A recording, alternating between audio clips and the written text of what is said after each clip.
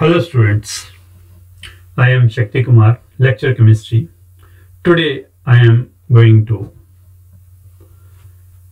teach you the final topic of unit 2nd solutions of class 12th chemistry, that is abnormal mass and Van Hoff factor.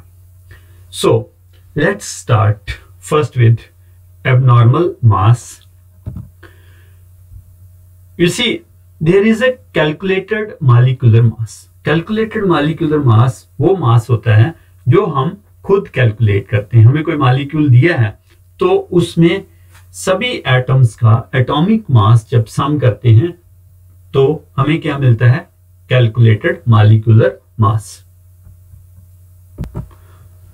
For example, calculated molecular मास, इसको हम mc से represent करेंगे यहाँ पे.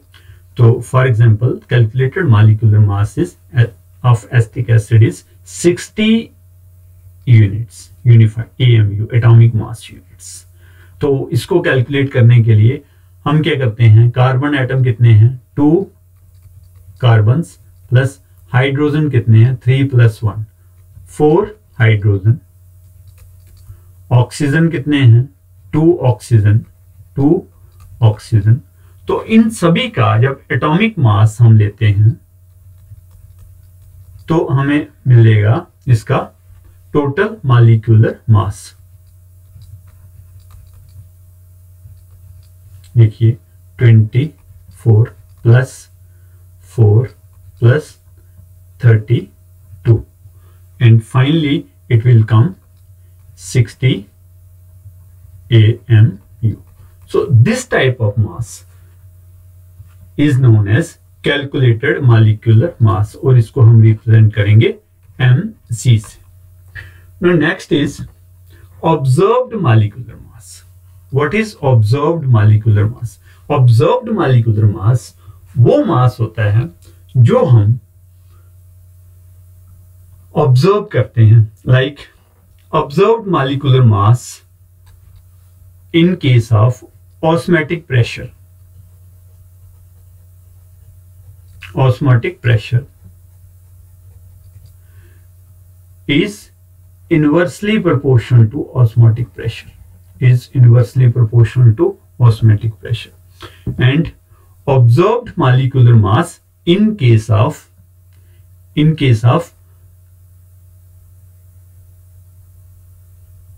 boiling point, it is also inversely proportional. It is also inversely proportional. Thus, in both the cases,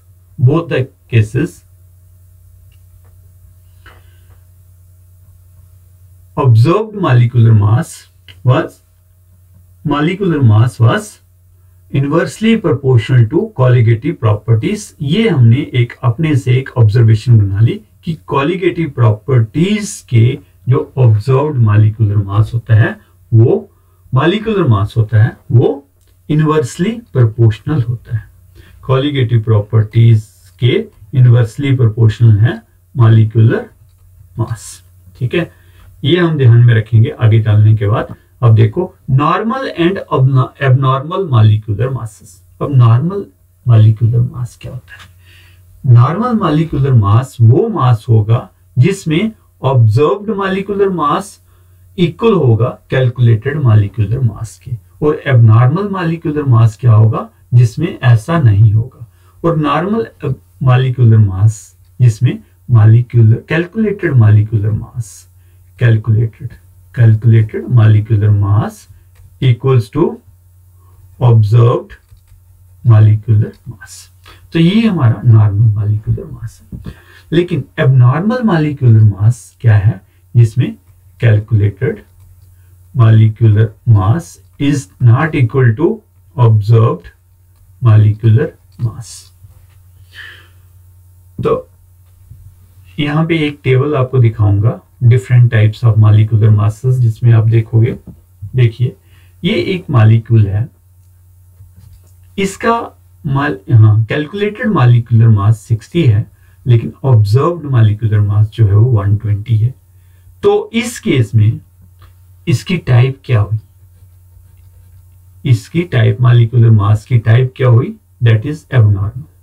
इसका जो मास है वो एबनॉर्मल मॉलिक्यूलर मास है, क्योंकि ऑब्जर्व्ड और कैलकुलेटेड नॉट इक्वल, राइट। ऐसे NaCl लेते हैं, NaCl के केस में कैलकुलेटेड मॉलिक्यूलर मास 58 है और ऑब्जर्व्ड मॉलिक्यूलर मास 29.25 है।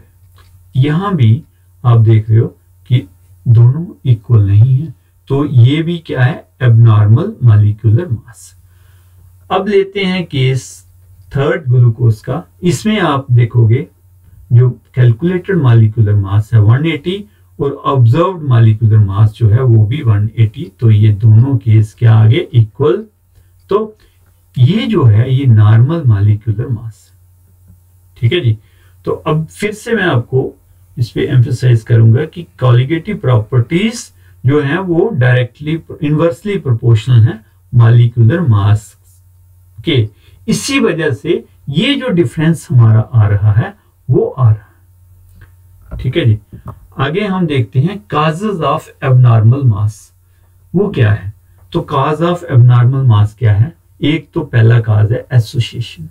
एसोसिएशन मतलब यहां पे हमने दो मॉलिक्यूल्स ले रहे हैं और वो दो मॉलिक्यूल्स जो हैं वो दोनों ही जुड़ रहे हैं और यहां पे डाइमेराइजेशन होती है।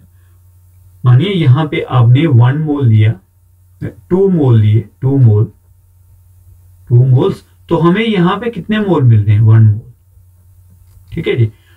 और दूसरे केस में क्या हो रही है, डिसोसिएशन हो रही है। डिसोसिएशन मतलब NaCl का हमने लिया 1 मोल, लेकिन जब इसको हमने वाटर में डाला तो ये डिसोशिएट हो गया, उसके आयंस में 1 मोल सोडियम आयन, 1 मोल क्लोराइड आयन। तो यहां पे क्या हो रही है, डिसोसिएशन। तो ये association and dissociation are the cause of abnormal mass. Abnormal mass के काज क्या है, एसोसिएशन एंड डिसोसिएशन। एसोसिएशन होगी जुड़ना, जब दो मिलके एक हो जाए, और डिसोसिएशन क्या होगी, जब एक ही टूट के 2 में बदल जाए। तो ये association and dissociation is the cause of abnormal mass. तो दो चलते हैं हम वेंट ऑफ फैक्टर पे। तो what is van't Hoff factor. अब देखो, सर्टेन सॉल्यूट्स विच अंडरगो डिसोसिएशन और एसोसिएशन। अभी जो हमने पीछे देखा कि कुछ सॉल्यूट्स जो हैं उनमें या तो एसोसिएशन होती है या फिर डिसोसिएशन होती है।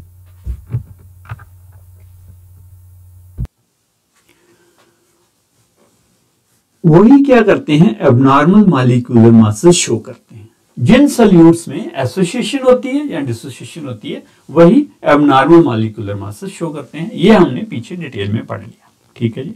अब due to this colligative property becomes abnormal. इस वजह से जो कॉलिगेटिव प्रॉपर्टी है वो क्या हो जाती है, एबनॉर्मल बन जाती है, which can be explain by went Hoff factor.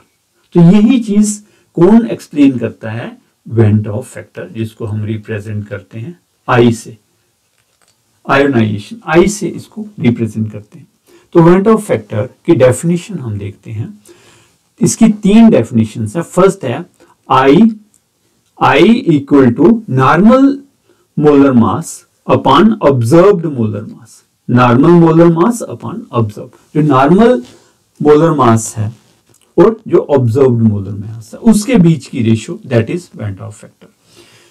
ये फर्स्ट केस आ गया। सेकंड केस में I equal to observed colligative properties, जो ऑब्जर्व्ड कॉलिगेटिव प्रॉपर्टीज और उसकी जो नॉर्मल कॉलिगेटिव प्रॉपर्टीज है उनकी जो रेशियो है in between, that is also represented by I, वो भी वेंट ऑफ फैक्टर है। और थर्ड केस में I equal to actual number of particles or species. Actual number of particles और स्पीशीज कितने हैं और एक्सपेक्टेड नंबर ऑफ पार्टिकल्स और स्पीशीज कितने हैं, दैट आल्सो रिप्रेजेंट आई। तो ये 3 डेफिनेशंस हैं वेंट ऑफ फैक्टर की, तो तीनों ही कोई भी इसमें लगा लो तो रिजल्ट जो है वो सेम ही आएगा। लाइक वेंट ऑफ फैक्टर जो है उसमें आई ग्रेटर देन 1 है, कब, जब dissociation of solutes takes place. जब डिसोसिएशन होती है तो आई की वैल्यू 1 से ग्रेटर है। देखते हैं, for solute showing dissociation went Hoff factor I is greater than 1। कैसे, यहां पे FeCl3 का एक मॉलिक्यूल है, ठीक है, हेरिक्लोराइड का एक मॉलिक्यूल है, लेकिन जब इसकी आयोनाइजेशन होती है तो 1 मोल आयरन का और 1 मोल जो है वो क्लोराइड का मिलता है, ठीक है जी। तो 1 मोल प्लस 3 मोल्स, टोटल कितने हो गए, 1 + 3 = 4। तो आई यहां पे कितना होगा, 4। यहां पे क्या हो रही है, डिसोसिएशन हो रही है, ठीक है जी। तो इस केस में आई जो है, आई इज ग्रेटर देन 1, क्योंकि आई यहां पे 4 आया। तो van't Hoff factor that is I is greater than 1 when dissociation of solutes takes place, right? अब ये कुछ केसेस हैं जिसमें I2 दिखाया गया है, I3 दिखाया गया है, I4 दिखाया गया, I5 दिखाया गया, क्योंकि ये कुछ सॉल्यूट्स हैं, जब ये डिसोशिएट्स होंगे डिफरेंट आई फैक्टर देंगे, डिफरेंट नंबर ऑफ आई यहाँ पे आपको मिलेंगे। तो एक के कहीं पे, जैसे यहाँ पे 1 मोल के डिसोसिएशन के बाद 4 मोल्स बने, तो इस केस में 2 बन रहे हैं, इस केस में 3 बन रहे हैं, इस केस में 4 बन रहे हैं, और इस केस में जो है वो 5 बन रहे हैं। 4 पोटेशियम के, 1 ये हो गए 5, ठीक है, 2 ये हो गए, 3 ये हो गए, यहाँ सीधा ही दिख रहा है 1 ये 3 ये। तो ऐसे करके हम आगे खुद भी इसको सॉल्व कर सकते हैं, ये कैसे हो रहा है। Now van't Hoff factor where I is less than 1, वो कब होगा, जब एसोसिएशन ऑफ सॉल्यूट्स होगी, जब सॉल्यूट जो है वो एसोसिएट हो जाएंगे। जैसे हमने देखा, for solute showing association went Hoff factor is 1। For example dimerisation of benzoic acid in benzene, ठीक है जी। तो अब देखो यहाँ पे इस केस में फॉर एग्जांपल हम लेते हैं, यहाँ पे 2 मॉलिक्यूल्स हमारे पास थे, तो क्या बन गया, 1 मॉलिक्यूल, क्या हुआ, डायमराइजेशन, 2 मोल्स का 1 मोल बन गया, 2 मोल्स थे और 1 मोल रह गया। तो आई यहां पे क्या हो गया, लेस देन 1। तो ये जो केस था ये एसोसिएशन का केस था, तो इस ऐसे केसेस में आई की वैल्यू 1 रहती है। अब आई की वैल्यू इक्वल टू 1 कब होती है, एग्जैक्टली इक्वल टू 1 होती है, कब होती है, ये वो केसेस होते हैं जहां पे ना एसोसिएशन होगी ना डिसोसिएशन होगी। For solute showing neither dissociation nor association, the went Hoff factor I = 1। For example urea, glucose, sucrose, ये हम अगर इसका सोल्यूशन बनाएं तो इन केसेस में आयोनाइजेशन नहीं होती है।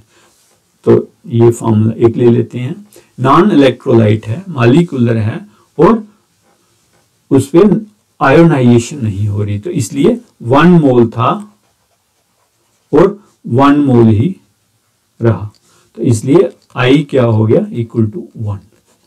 इन this case no association, no association, no association, no dissociation, I = 1। ठीक है, तो ये एग्जाम्पल आ गए इसके, यूरिया, ग्लूकोज, सुक्रोज वगैरह। नो डिग्री ऑफ डिसोसिएशन क्या होती है, what is degree of dissociation, इसको अल्फा से रिप्रेजेंट करते हैं। तो degree of dissociation is fraction of molecules dissociated और सेपरेटेड आउट ऑफ 1 मोल। कितने मॉलिक्यूल्स डिसोशिएट हो गए या सेपरेट हो गए 1 मोल से, तो डिग्री ऑफ डिसोसिएशन को हम इस इक्वेशन से लिखते हैं, alpha equal to 1 - I - 1 n - 1। Here n is number of species formed after dissociation। तो फॉर एग्जाम्पल NaCl का केस लेते हैं, NaCl में डिग्री ऑफ डिसोसिएशन देखेंगे तो क्या आएगी, तो 1 मोल था NaCl का, ठीक है जी, और स्टार्ट में 0 मोल Na के और 0 मोल क्लोराइड आयन के, सोडियम आयन के 0 मोल, क्लोराइड आयन के 0 मोल। लेकिन कुछ टाइम के बाद 1 में से अल्फा माइनस हो गए, ठीक है, ये टूटा, अल्फा माइनस हो गए, अल्फा मोल सोडियम के आगे, अल्फा मोल क्लोराइड के आगे, ठीक है।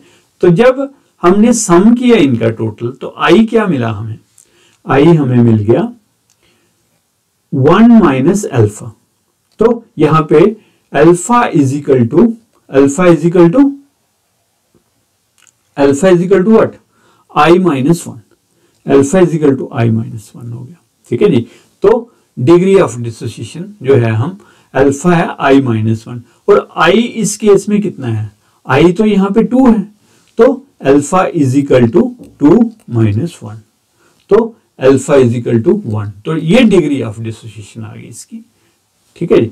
तो ऐसे ही degree of association, degree of association देखने के लिए हम ये फॉर्मूला लगाएंगे तो हमें डिग्री ऑफ एसोसिएशन मिल जाएगी, राइट। तो thanks for watching this video, and it was the last video of the solution chapter. Thank you. Home assignment ले लीजिए, इसमें एक क्वेश्चन है, the value of went factor for KCl, NaCl and K2SO4 respectively. यार आपने बताना है कौन सा आंसर सही है, ठीक है, 222 है या 223 है या 112 है। तो ये आप होम असाइनमेंट है आपकी। Thank you.